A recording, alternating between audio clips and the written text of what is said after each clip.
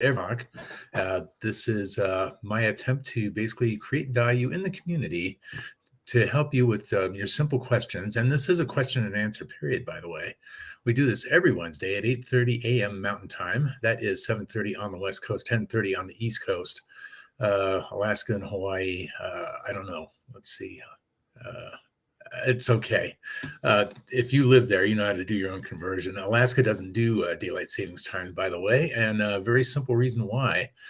Here's your trivia uh, tidbit for the morning. They're so close to the equator, they don't need to do it. Sunrise, sunset is virtually the same almost all year. So good for them. That's awesome. We're in the middle of December. And if you if have been on another planet and just got back recently, then of course, then you remember that this time of year is a worldwide event. Whether or not you're of the Christian faith or one of many of the other ways, paths to God, um, there is a solstice event that happens in December. Basically, the world slowly winding down to a point where the night is longer than the day, and the silent night, holy night, so to speak.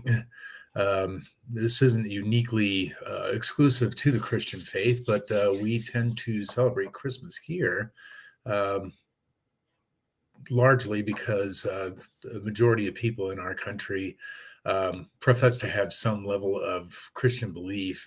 Even if they say they don't, they still give each other gifts and buy trees. So it's Christmas time. And I didn't mean to go off on any kind of a theological rant there or tangent or anything. Just plain fact of the matter is at this time of year, things are slowly grinding to a halt.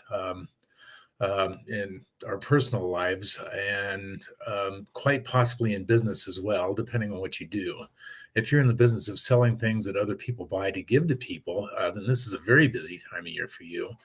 Same if you buy those widgets and turn around and sell them for a higher price to other people, retailing. Also a very busy time of year for you. And good luck with that because we know that it's stressful, certainly. So one of the things that I would like to reach out not only to my medical practice owners and physician entrepreneurs, but basically general advice for any entrepreneur, which is basically a person who works for themselves, self-employed, um, charges people for something, and then writes off their expenses and uh, creates either a business tax return or a Schedule C on their 1040. You're working for yourself. You should be thinking ahead each and every quarter to something called an estimated tax payment. Now, what this is, the IRS would like you to pay as you go. I know that a lot of people make, let's say, 30, 50, $60,000, and they don't think about taxes because nobody's standing over them, making them do it. So what happens is February and March roll around, and you know that you have to do a tax return and file something, and most likely pay something if you haven't been paying in as you go. The IRS would like you to do it. In fact, if you read their wording, basically they require it. And the way they require it is that they punish you if you don't do it. And how do they punish you? Very simple. If you've been paying attention, you already know the answer to this, but I'm going to share for the people that don't know this yet. IRS's number one form of punishment is after the fact penalties and interest. And there's no exception with estimated tax.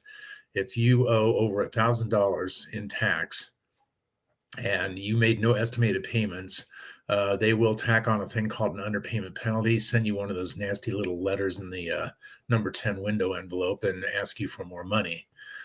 In fact, your tax software will quite often actually calculate that underpayment penalty, and you can't just pay it when you file. But our feeling here at Owings LLC is why give them a penny more than they have coming to them? For one thing, I don't know about you, but I'm not 100% in agreement with the way the federal government spends my money. So I don't have any compunction to volunteer to give them any more cash than absolutely necessary. I prefer to be philanthropic for people that actually has a direct effect for. There are a lot of better causes than the federal government, certainly. So, excuse me. So, estimated taxes. These occur 4 times a year. They are in strange months. April 15th is one. Nice, because that's also the 1040 deadline day. And that is basically representative of the quarter of January through March. So that makes sense because a quarter is 3 months. So next deadline, however, is June, and the third one is September. Now, these are offset to the 6th and 9th month. After searching for years for a reason for this, I finally decided that the most likely reason is because the federal fiscal year ends on September 30th. And so having a estimated tax deadline date of September 15th, I suppose puts more money into the federal budget. So that's the reason I'm going with. I think it makes sense. So even though there's not much that the government does, it makes a whole lot of sense. Certainly there has to be some logic there someplace, but therefore, your estimated tax payment deadlines are in June and September for the second and third. And then the final one is sensible because it is after the year ends on January 15th or whatever weekday occurs after that date. January 15th for the last couple of 3 years has fallen either on a weekend or a Martin Luther King Day. And I think that's going to happen one more time.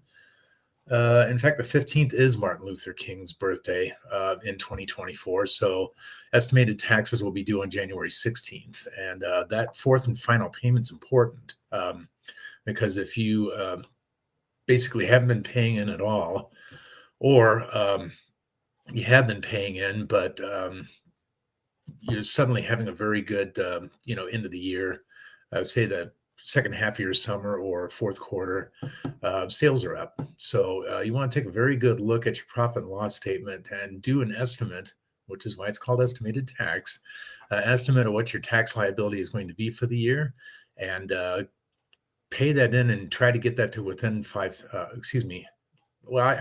will say $500 if at all possible. And I round my estimates to whole $100 amounts because, again, it's an estimate. So it's a good thing to be thinking about early.